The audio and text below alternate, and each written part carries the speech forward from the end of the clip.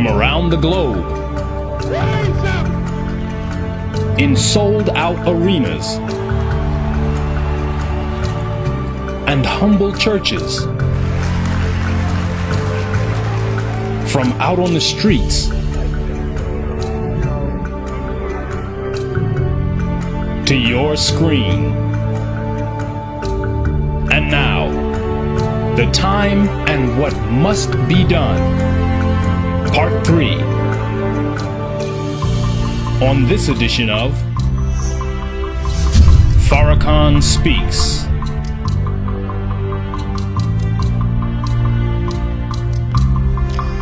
Greetings to you.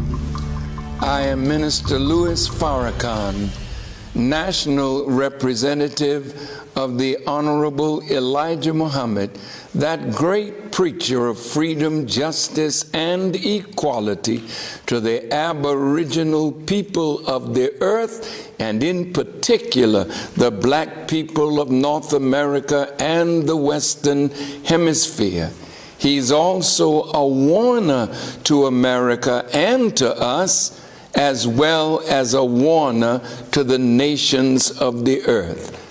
I am so happy and honored to have this privilege to speak to you once again on this great subject given to us by the Honorable Elijah Muhammad, the time and what must be done. The Quran, the 103rd chapter, titled Al-Asr, the time. I want to quote it again.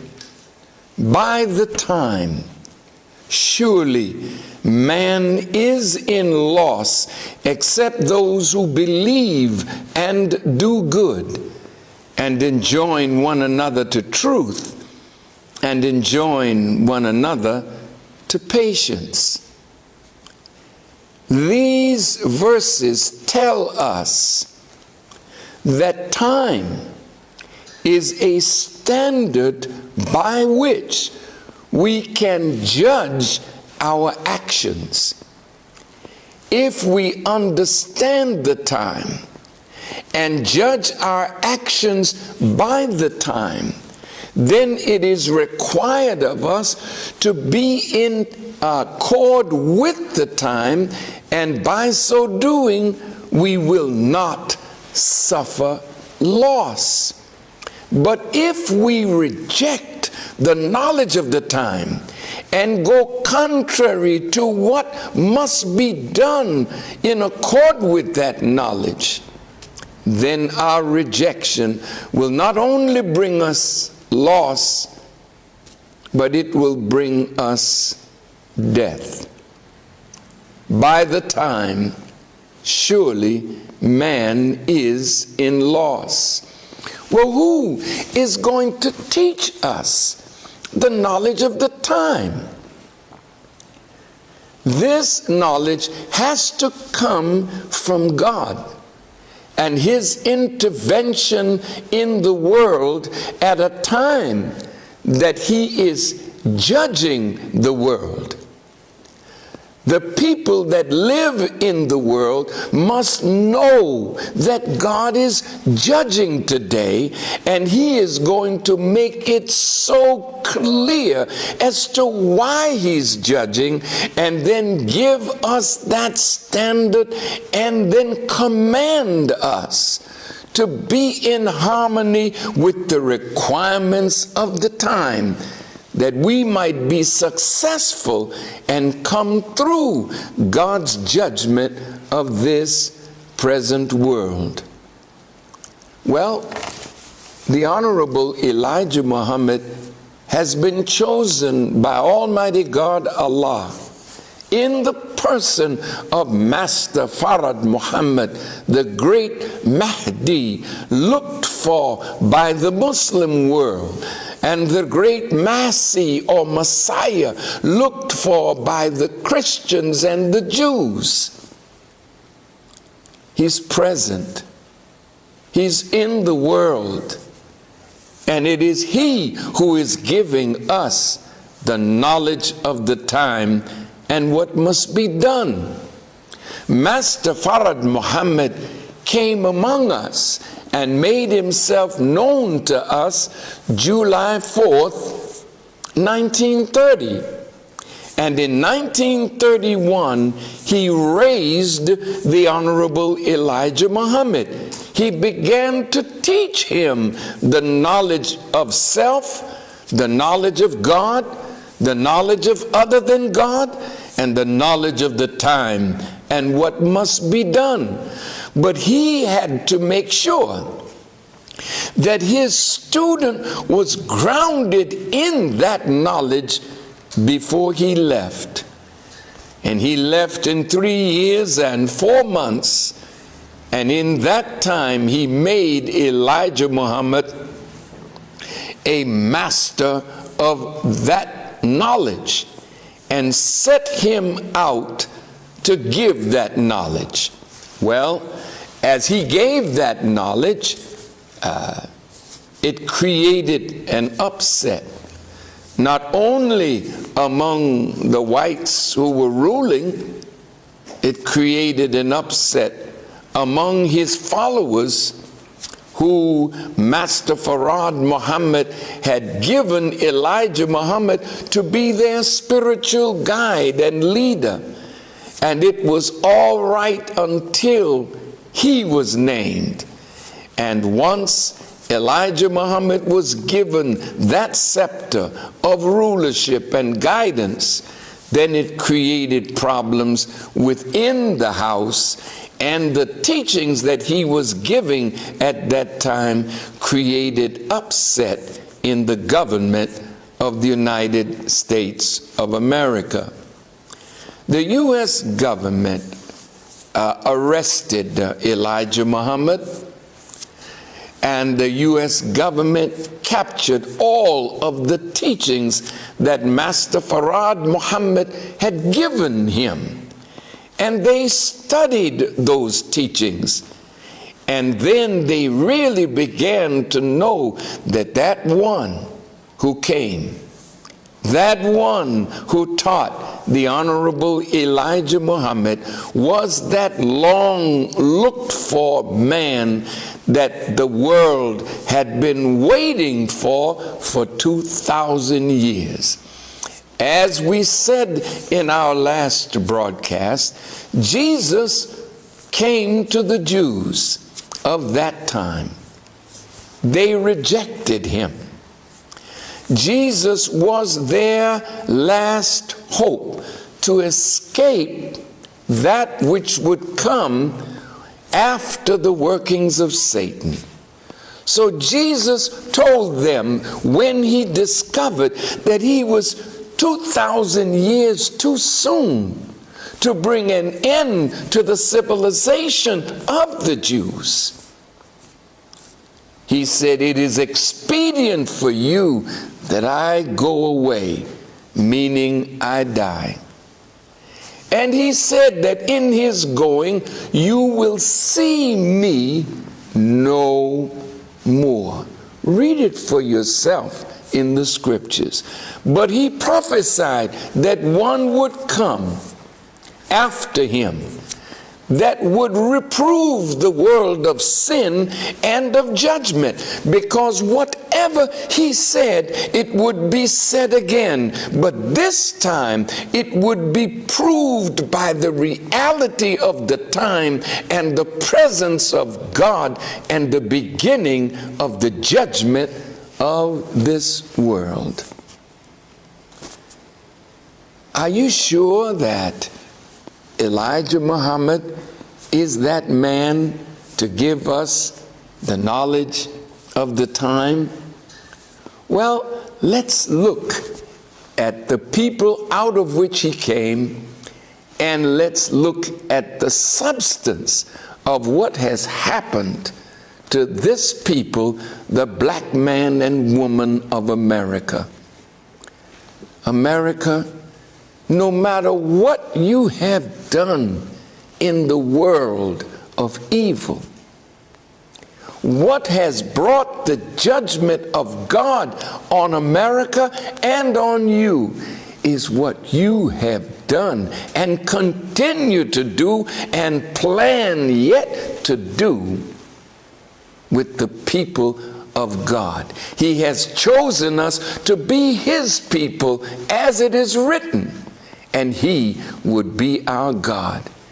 And He's exceedingly angry now with you because you have rejected the knowledge of the time, and He is displeased with black people who have been hearing this knowledge and refuse to come away from the oppressor. Unite and do something for self. So both now are in the position to suffer more and more loss. In the book of Genesis, around the 15th chapter, the 13th, 14th, and 15th verses, God is talking to Abram. And He told Abram, your seed will be a stranger in a land that is not theirs. And they shall serve them, and they shall afflict them 400 years. But after that time, I will come, and I will judge that nation which they shall serve. And afterwards they shall come out with great substance, and go to their fathers in peace, and be buried in a good old age.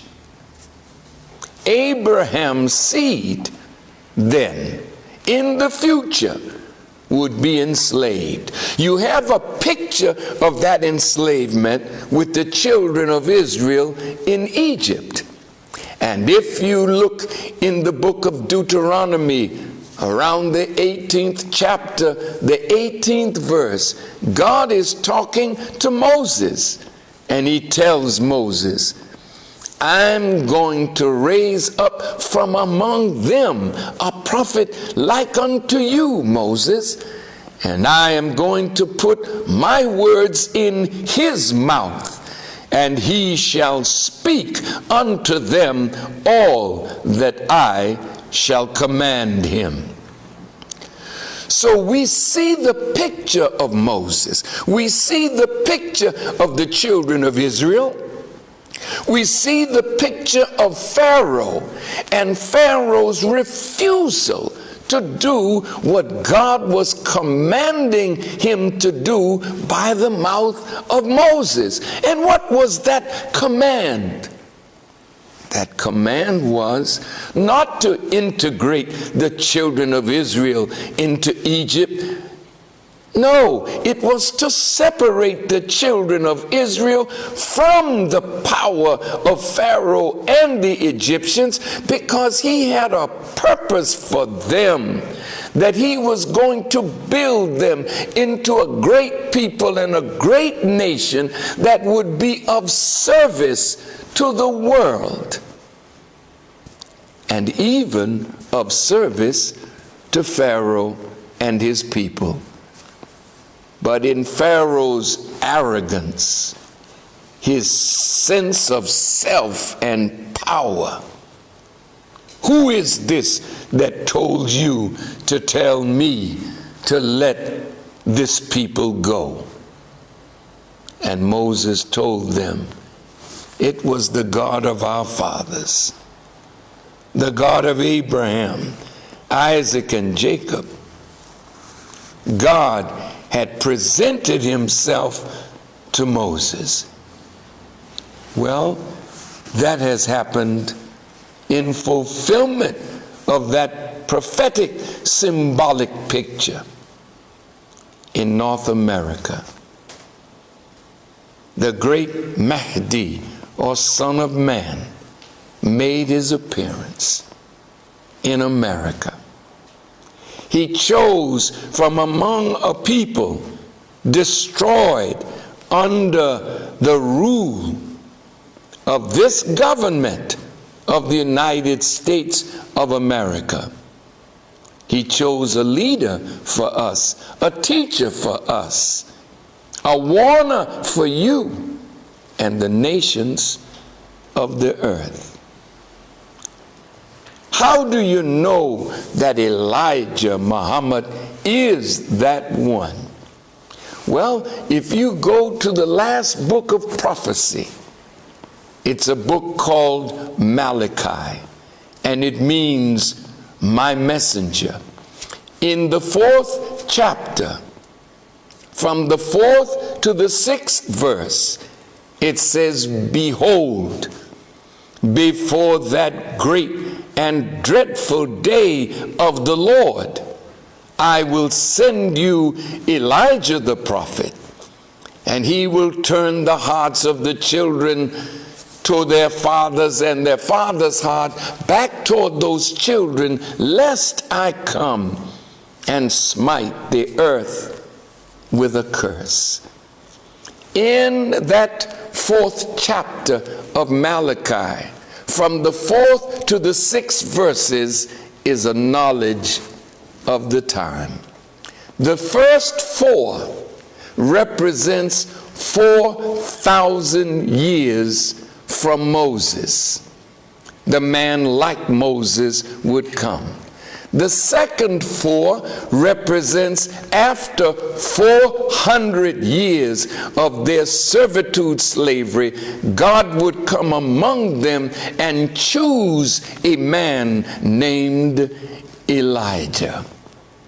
And the 6 means after 6,000 years of the rule of a contrary ruler, a ruler that was made for the purpose of making manifest the wickedness of the original people in its fullest, thereby bringing God out of his hiding place to seek and to save that which was lost.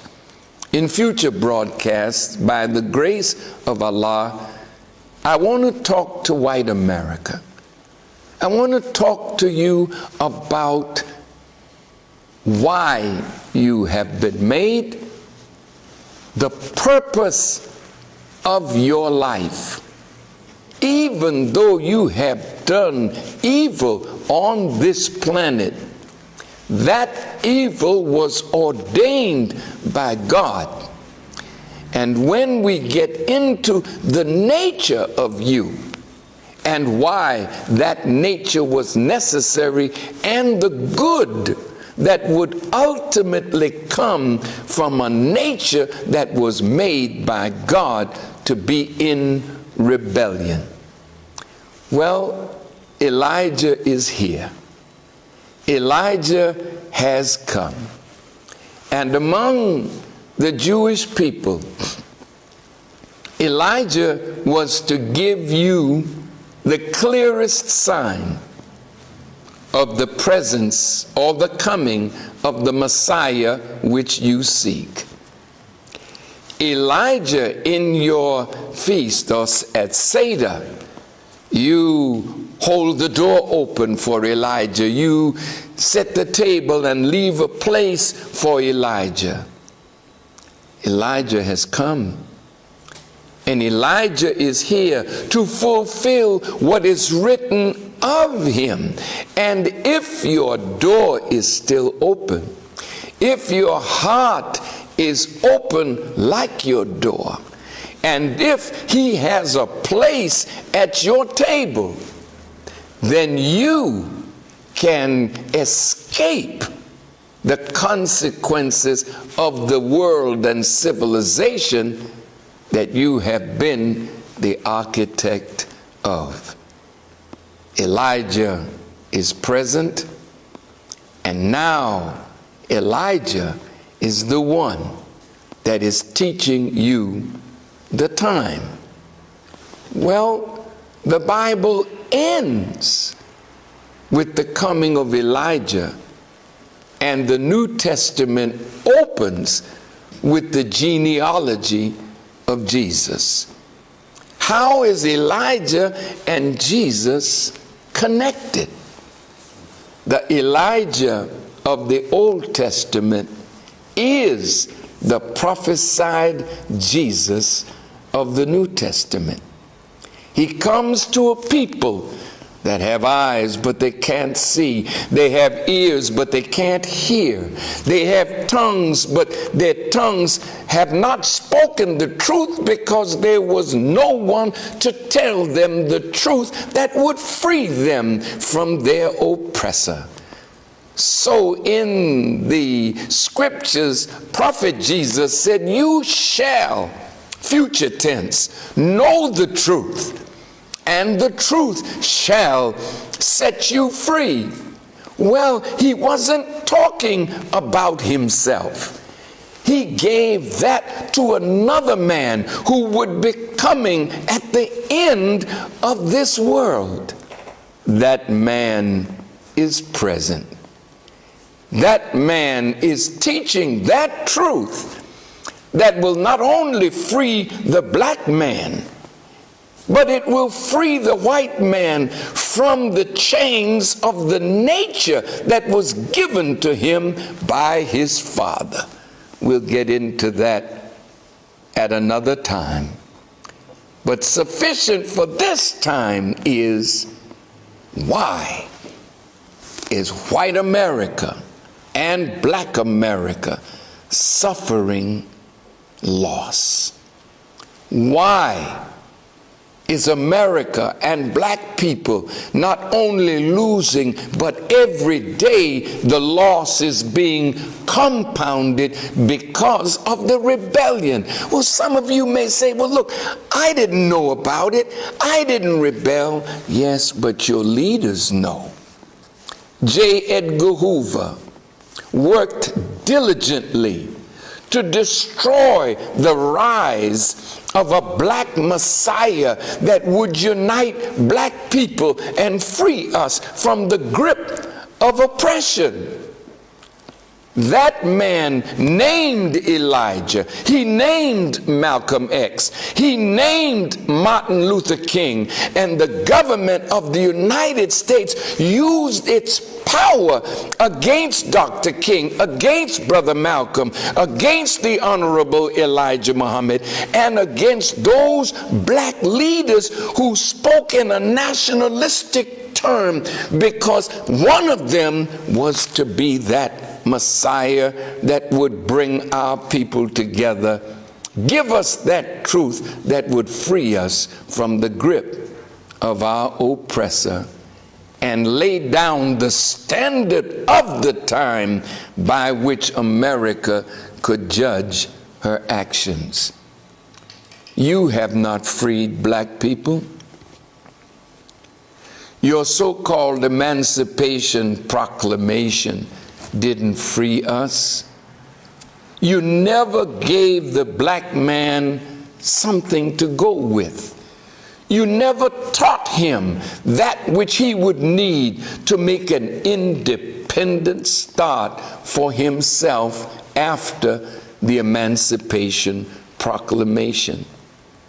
Within 12 years of our so-called freedom, the slaves had built 60 towns in America.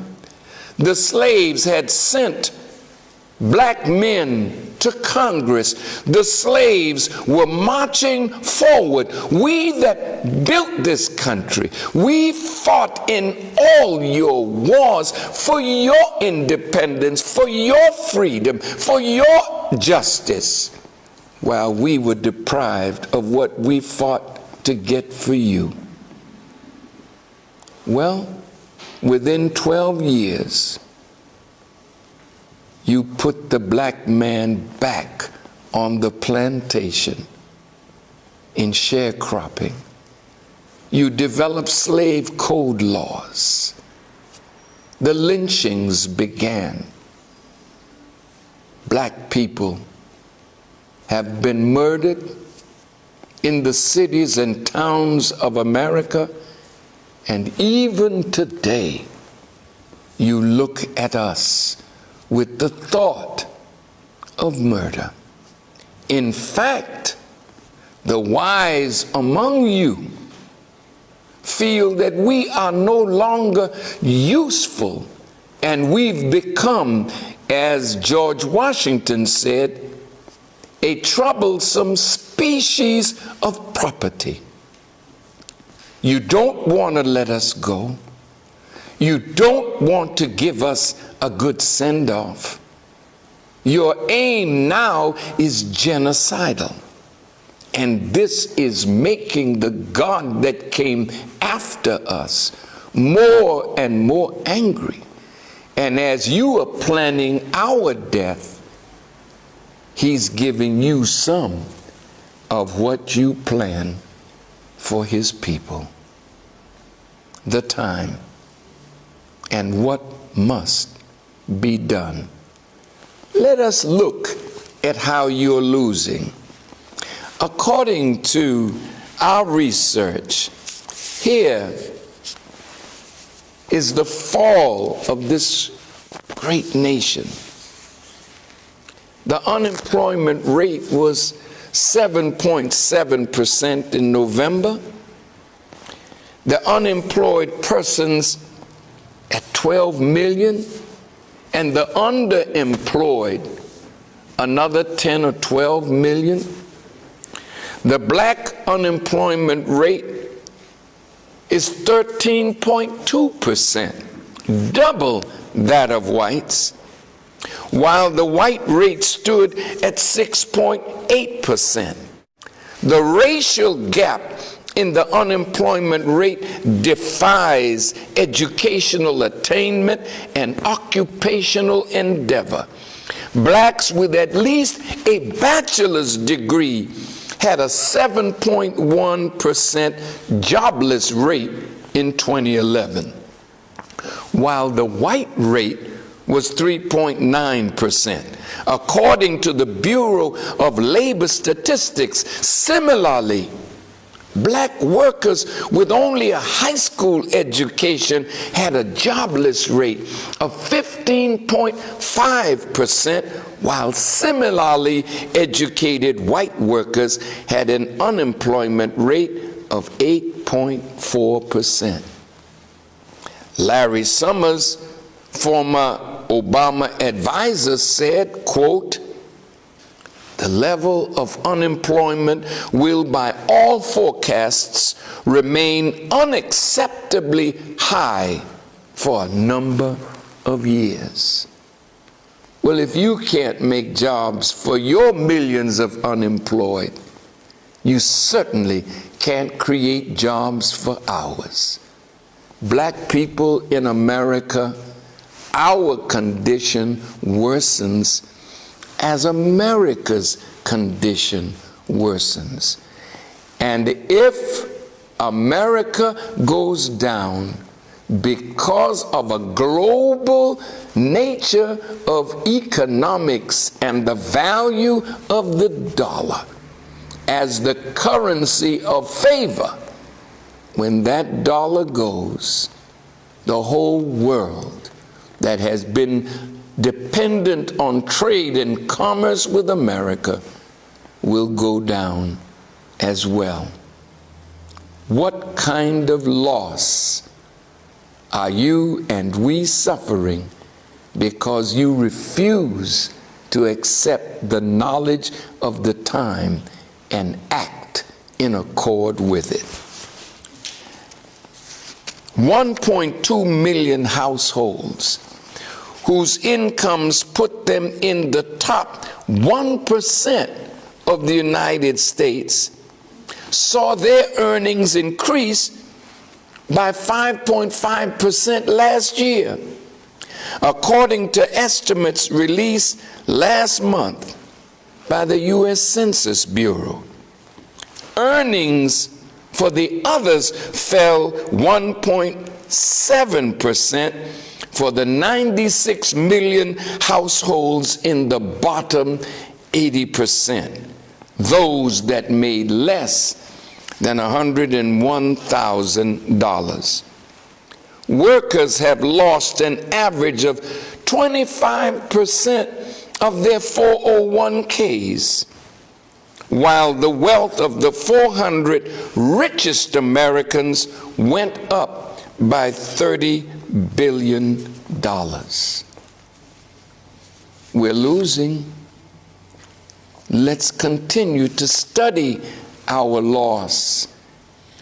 And in studying it, we hope that there's time for black and white and brown to do something in accord with the time, to lessen the suffering that is going to increase in this year of 2013. How do you know that, Brother Farrakhan? It is written in the Holy Quran that whenever God sends you a messenger, he seizes the people with distress and affliction, not to kill them, but that they might humble themselves to the knowledge that is being given to them, that they might save themselves. About 3.9 million homes went into foreclosure in 2011. In 2010, 3.8 million. In 2009, 3.4 million. In 2008, 3 million. So you have 13 million Americans have lost their homes to foreclosure in the last 5 years. 25 banks failed and were taken over by the Federal Deposit Insurance Corporation in 2008. 140 banks failed in 2009, 157 in 2010, and 92 in 2011. 39 banks have failed in 2012. In contrast, in the 5 years prior to 2008, only 11 banks had failed. So you have almost 1,000 banks closing, seized. Well, what about the condition of the states that we are living in? The United States, many of these states are on the verge of bankruptcy, with several of them ready to declare a financial state of emergency. The budget gaps that states have had to close for fiscal year 2013, the fiscal year that began July 1st, 2012, total $55 billion in 31 states. That amount is smaller than in past years, but not enough to say that the states and the economy is recovering. The U.S. debt is now $16 trillion. More than 3 million people are homeless, and the fastest growing segment of the homeless population is families with children. A century and a half after the end of legal slavery, white families average $113,000 in wealth. But for black families, it's just $5,600. More than a quarter of black families have no assets at all. The wealth gap between whites and blacks have quadrupled since 1984 and is now wider than it has ever been. Even high-income blacks have assets of only $18,000, while middle-income whites are getting even richer. All of the financial gains made by the black middle class over the last 30 years have now been totally wiped out by this latest economic downturn called the Great Recession. Brothers and sisters, can't you see how we are losing? Because all the teachers that tried to get us to see that we must get up from the foot of white America, unite, pool our dwindling resources and do something for ourselves. We've turned a deaf ear to them. We want to move in with white people. We are so happy to have a black president. But the black president is only there to sell you the hope that America has a place for 40 million of us in the future. No, brothers and sisters, we can't use Barack Obama like that. There is no hope for America to make a place for 40 million of us and provide a future for us. We are going to have to do that for ourselves. The incarceration rate, 12 to 13% of the American population is black, but we make up 72.7% of the almost 2.1 million male inmates in jail or prison. 1 in every 10 is in prison or jail on any given day. These trends have been intensified by the disproportionate impact of the war on drugs, in which 2/3 of all persons in prison for drug offenses are people of color. More black men are in prison today than were enslaved in 1850. Black men are half as likely to die at any given time if they're in prison, but they're more likely to die if they walk the streets of the inner cities of America. More young black dropouts are in prison or jail than have paying jobs. The poverty rate for black people in America reached 28.1% in 2011. This is horrific, and it is going to get worse. Now, as we reflect over these statistics, what do they tell us? Hurricane Sandy and Athena came through. And unfortunately, in that storm, they are saying that they can offer to the residents of the East Coast that suffered loss $60 billion. But the governor of the state of New Jersey and New York said it's more like $80 billion. Where's that money coming from? FEMA does not have it. So America now, or the president that promised he was going to help, has to go before a Congress that's upset and ask for $80 billion. FEMA is running dry because the rate of calamities that is striking America one after another, you don't have enough money to restore the communities that are being destroyed by these disasters.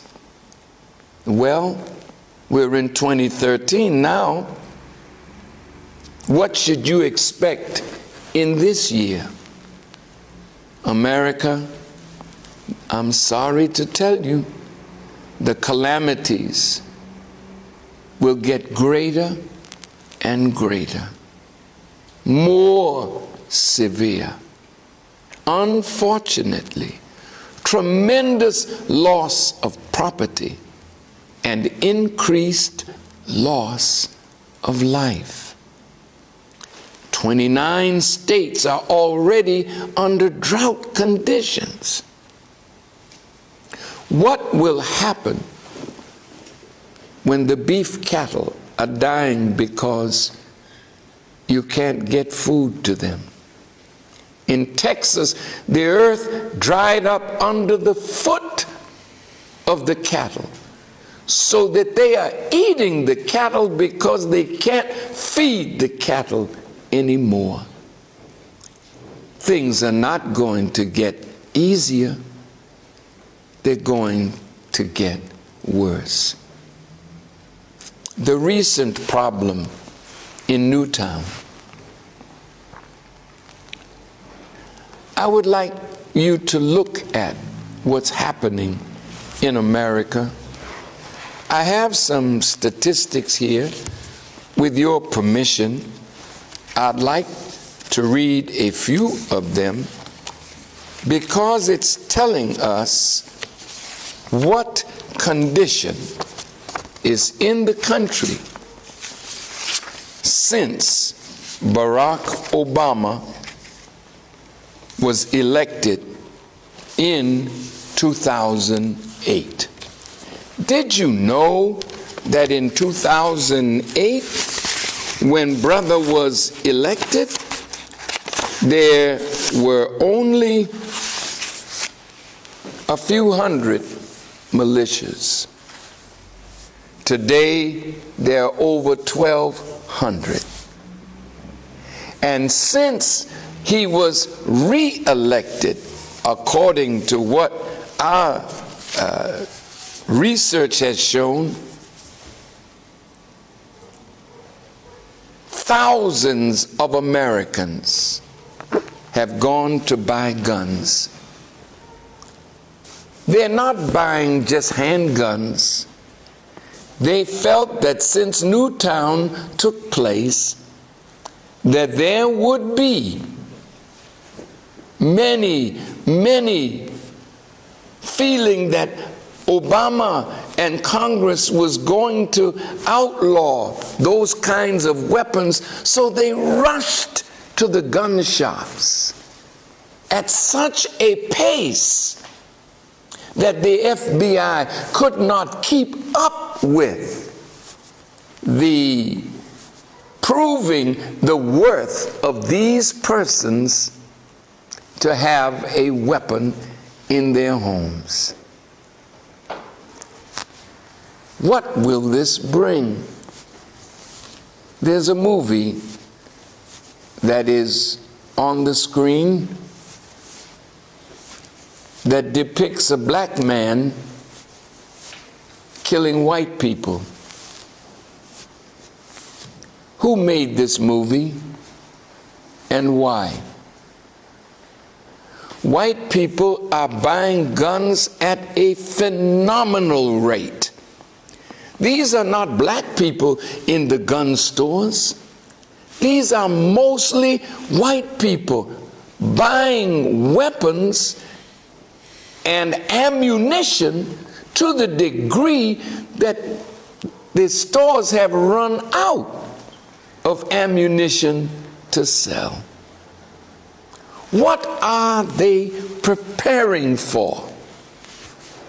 When you go to see this movie, which I have not seen yet, but I've seen enough of it to know that those that own Hollywood, those that write scripts, are writing scripts and getting our actors to play the part of angry black men killing white people, so that white people in America who have these guns will start preparing their minds for a race war.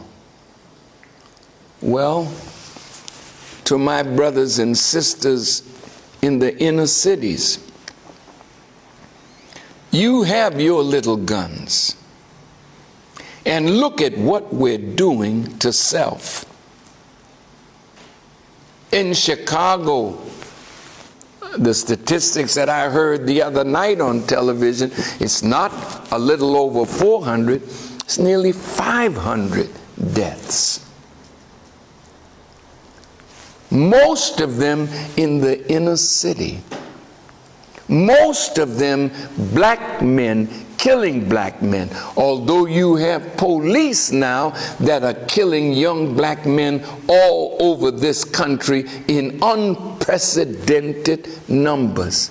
By the time, surely man is in loss, except those who believe. You don't believe that God has come and the judgment that is prophesied in the Bible and Quran is now taking place in America. You don't believe that you should let this black man go and help him to do something for himself. You don't believe, black man, that you should separate from your open enemy and begin to do the building of a nation for yourself. You don't believe that. And because you don't believe it, you keep pressing the enemy, and he's sick of you. He's tired of you laying around begging him for what you and I could unite and do for ourselves.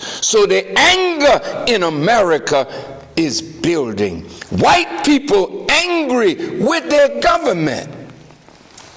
Now, the statistics that I was looking for, I think I could not find them all, and I'm sorry, because those statistics would absolutely show us exactly the kind of weapons that whites are buying. You say, well, it's the Second Amendment that gives us that right. Well, in discussing the Second Amendment, you cannot discuss that amendment without discussing the context in which that amendment was made a part of the U.S. Constitution. This is a serious, serious mistake on the part of those who use it to say that all of the American people have the right to bear the kind of arms that they're being sold. The arms that American people are being sold are actual weapons of war. And as you want to turn those guns, and you will turn those guns on these young black men who are killing each other in unprecedented numbers. I've warned you, my brothers and sisters. I've warned you that what you're doing will bring upon you death and destruction. These little guns that you have in your possession are no match for the guns that soon will be coming against you. If you pay no attention to what God has revealed for your salvation, as the Bible teaches, those who rebelled against Moses and Aaron, they were bitten by fiery serpents. It only means angry white people that hate your very shadow. Soon, and very soon, these police that are armed to the teeth, they come into our communities right now filled with hate for us. Stop our young people, handcuff them, search them. And if they find a gun on you, it is an excuse for them to kill you. This is going to multiply. I'm sorry to tell you such. Death and destruction is at our door. But I say to you, America, death and destruction is at your door also. Now, look at the American people's thoughts about Congress. What is the percentage of American people that feel that the U.S. Congress is doing a good job?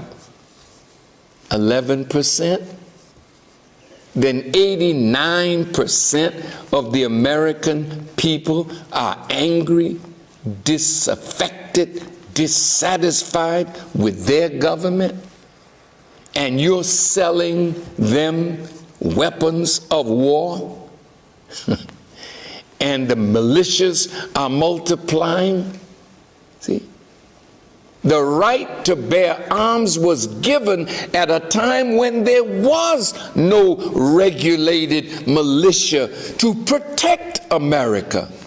But now you have police well armed. You have state troopers well armed. You have the National Guard, and you have federal troops. There is no need for the American people to be armed to the teeth if you have a responsible militia to protect the society of the United States. But this now is in your house. You have allowed it. Over 350 million guns are in the possession of the American people, with a population that has not yet reached 350 million. And as anger toward the U.S. government increases, do you think that you too will do exactly what you accused Gaddafi of Libya of doing? You said he killed his own people, he's unfit to rule. You say Assad is killing his own people, he's unfit to rule. But what was done by your meddling in the affairs of these nations?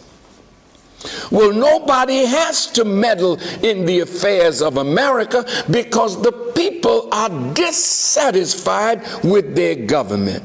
You mean 20 states, after Barack Obama was reelected, had 25,000 people ready to secede from America? Is that a good sign?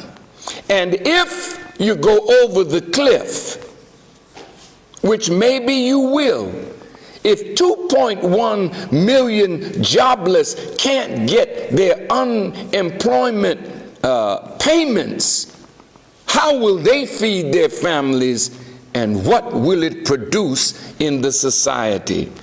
Oh, this time is so serious.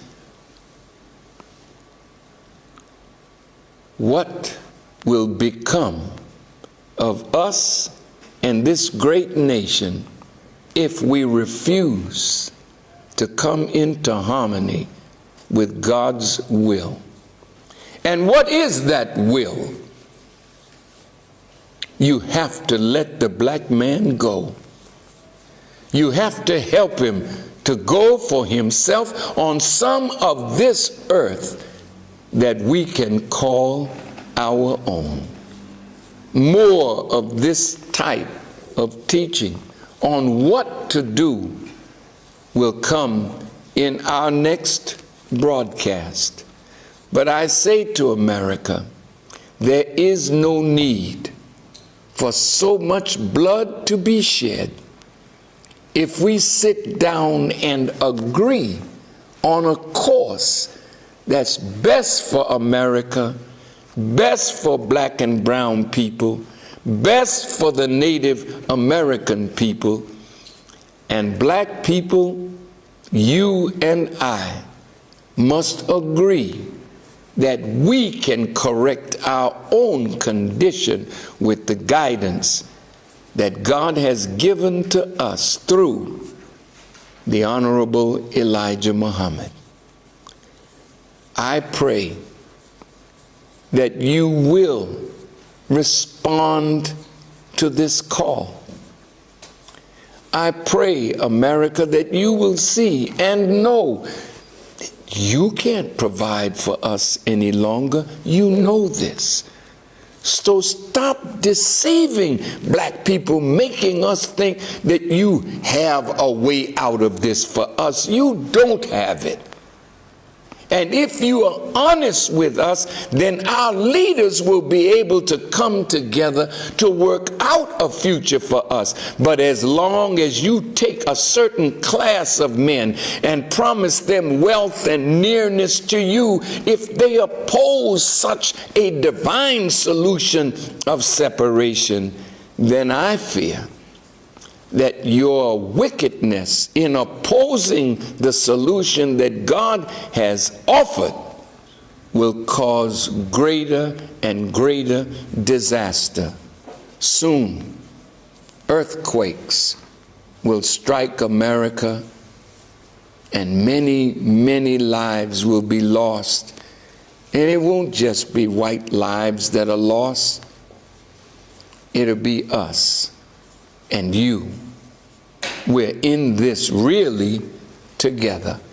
And because you control the media, because you have the power, you're fighting a solution that would give life to you, save your country, and give life to us and save us from the destructive fall of this great nation. Be warned, America, that the time and what must be done is at your door. And as conditions worsen, we are all in the valley of decision. Shall we obey our lusts? Shall we obey our greed? Shall we bask in the dwindling power that we have and say we'll fight God? You can't fight him and win. All the forces of nature will be brought against you as they are now being brought against you. May God grant you the wisdom to sit with your own scholars and scientists and reason with what God has asked. And let's come together and do what needs to be done. Thank you for listening, and may God grant you the light of understanding as I greet you in peace. Assalamu alaikum. Brothers and sisters, please log on again next week and every week this year for the time and what must be done. Tell your friends, tell your family. Log on to noi.org every Saturday, 6 p.m. Central Time for truth, guidance, and unequaled love from the National Representative of the Most Honorable Elijah Muhammad and the Nation of Islam, the Honorable Minister Louis Farrakhan. Pass on the word every Saturday at 6 p.m. Central Time at noi.org. The time and what must be done. Remember, to have Minister Farrakhan answer your questions, tweet them to @LouisFarrakhan, #AskFarrakhan. And to add this message to your library or as a gift for someone you love, go to store.finalcall.com.